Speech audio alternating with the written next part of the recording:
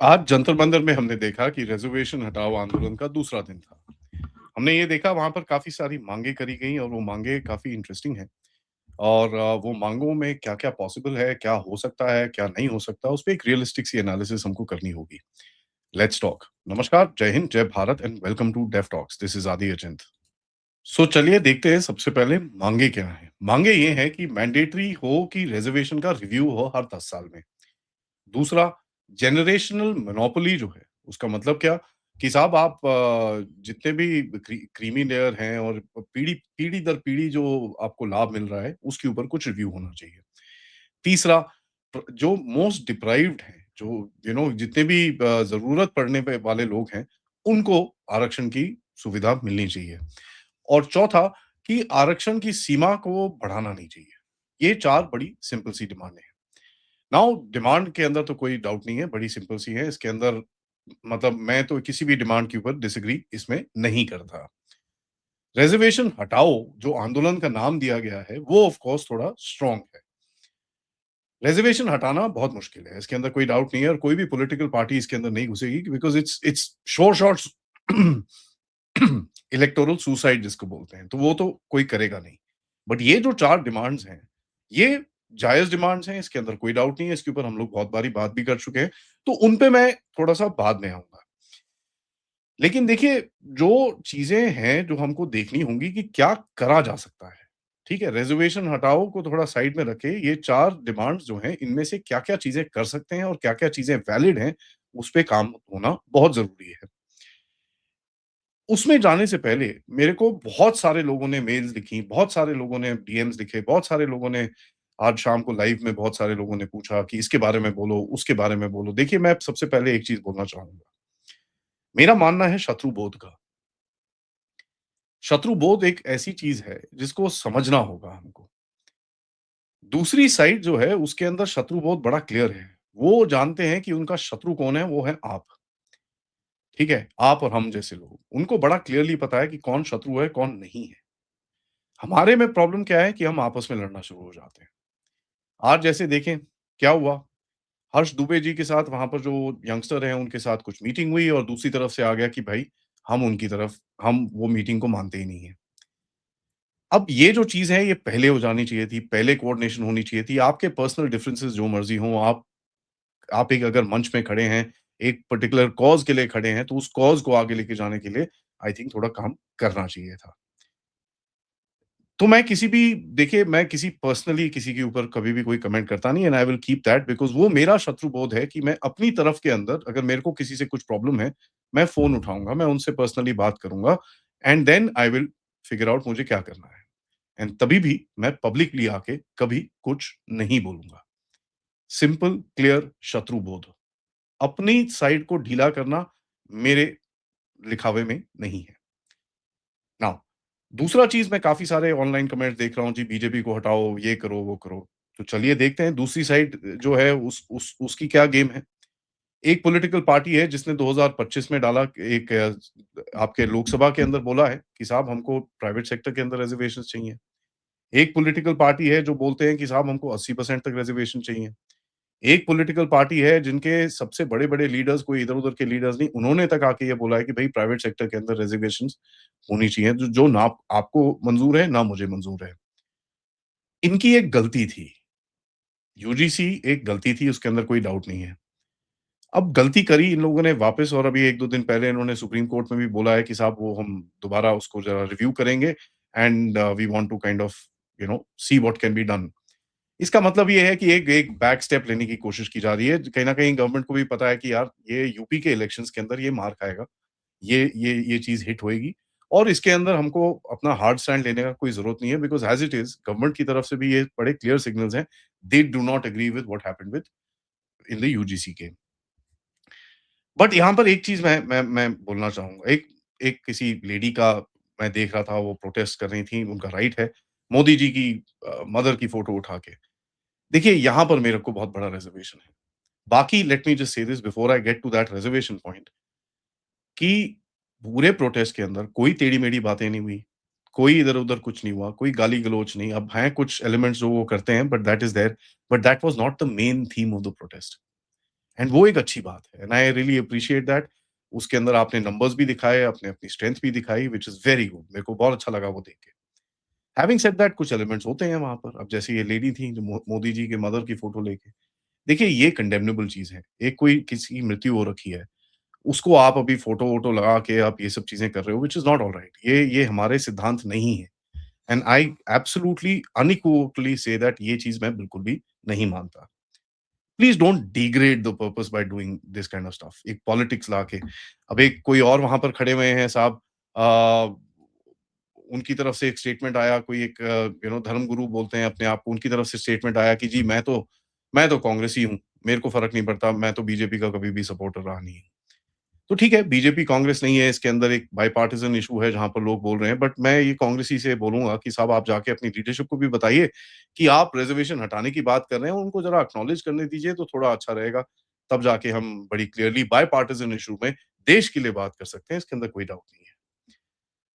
अब देखिए एलिमेंट्स तो होते हैं, कोई भी प्रोटेस्ट होता है उसके अंदर इन्फिल्ट्रेट ज़रूर करते हैं, ठीक है? तो इसका ध्यान रखना बहुत ज़रूरी है, इसके अंदर कोई डाउट नहीं है और कहीं न कहीं अगर आप देखें किस तरह से बहुत सारे प्रोटेस्ट हमने देखे हैं जेन्युइन कॉजेज़ के ऊपर भी वो एलिमेंट्स इसके अंदर इन्फिल्ट्रेट करते हैं और फिर then they do all sorts of rubbish. ये जो सी नीत का ये था, this was obviously an element जिसने इन्फिल्ट्रेट करा, हाइजैक करा इस चीज़ को। उसके बाद देखिए आप उसके बाद वहाँ पर किस-किस तरह के आज़ादी और ये सब चीज़ें नारे वहाँ पर लगे। What can be done?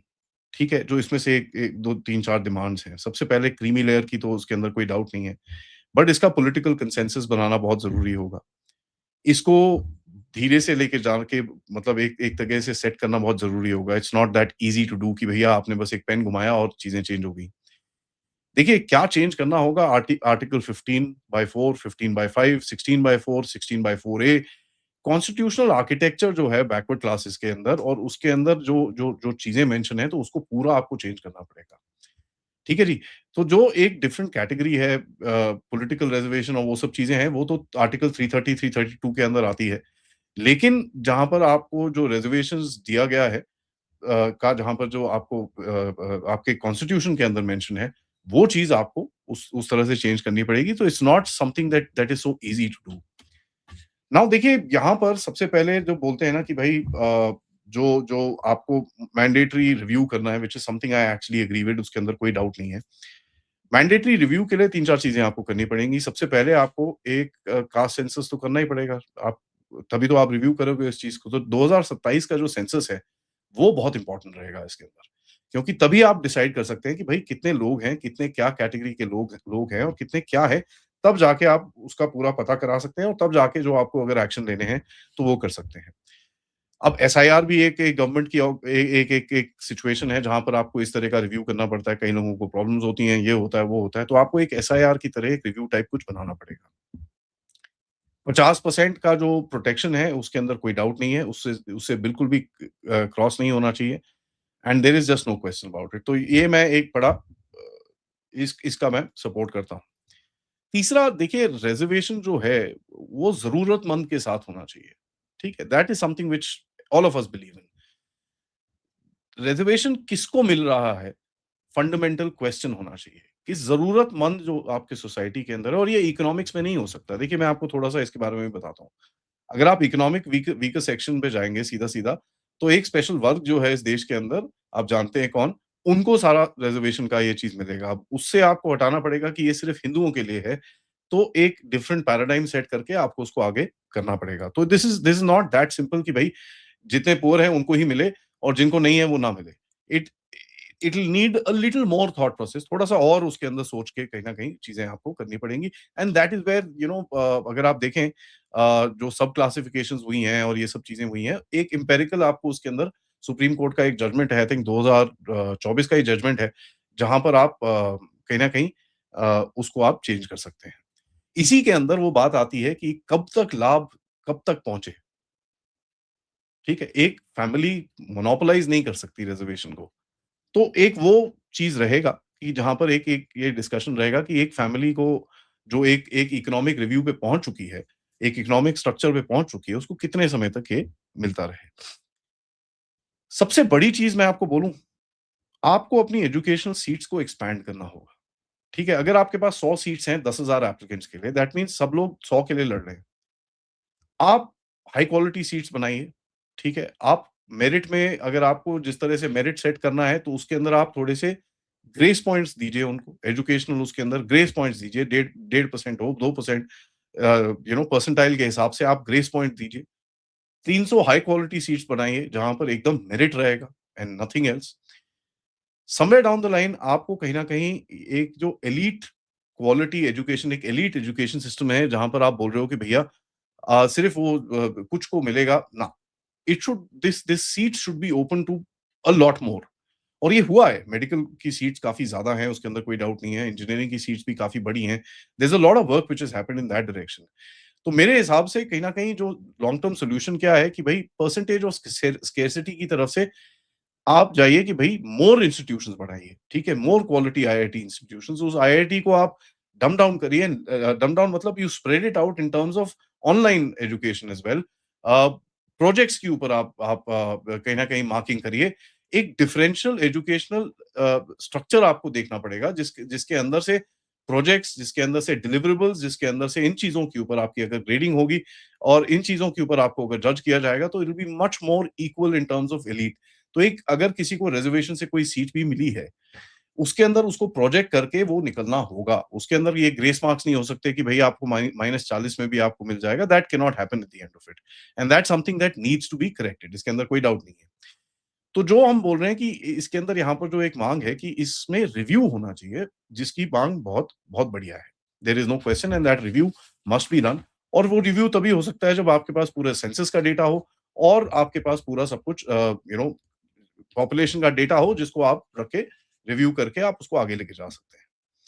यहाँ पर फाइनली मैं एक ही और चीज़ बोलूँगा। देखिए, ऐसा है, पॉलिटिकल पार्टीज़ इस टाइम पे बहुत डेस्परेट हैं, ठीक है? और पॉलिटिकल एजेंडाज़ के साथ अगर आप देखेंगे कि बहुत ज़्यादा एजेंडाज़ और किसी भी चीज़ पे चिपकने को, जो भी पॉपुलर होता है, उस पे चिपकने का काफ़ी कोशिश करी जाएगी। इससे हमको बचना होगा। There is something very, very clear that we need to understand, क्योंकि एक चीज़ होती है पॉलिटिकल इंटेंट, ठीक है? किसी की नक्शा, किसी का मतलब उसका करना क्या है उसको एक्चुअली। अब वो पॉलिटिकल इंटेंट अगर कहीं न कहीं गड़बड़ है, तो आपको फिर बहुत प्रॉब्लम्स होंगी एंड ये चीज़ हमको बड़ी क्लियरली समझनी होगी। पॉलिटिकल इंटेंट क्या है? आप किसी अपने अपने धरना या प्रदर्शन को सक्सेसफुल बनाने के लिए किसी गलत जगह से आप सपोर्ट ना लें, क्योंकि वो आपको हार्म करेगा rather than it will benefit. क्योंकि वो गलत जगह तो अपनी रोटियाँ सेकने के चक्कर में है और कुछ नहीं है। बाकी देखिए, ओवरऑल ये चीज़ें, ये डिस्कशंस होनी चाहिए and I am very pro these discussions. ये डिस्कशंस आर इम्पोर्टेंट, इसके अंदर कोई डाउट नहीं है। How these discussions are conducted, इसके ऊपर क्रिटिसिज़्म हमको दिख रहा है, इसके ऊपर एप्रिसिएशन भी दिख रही है। वो हर किसी का अपना एजेंडा है, हर किसी का अपना एक नज़रिया है। आई पर्सनली डोंट बिलीव कि हमको थोड़ा अपने दायरे में रह के चीज़ें करनी चाहिए।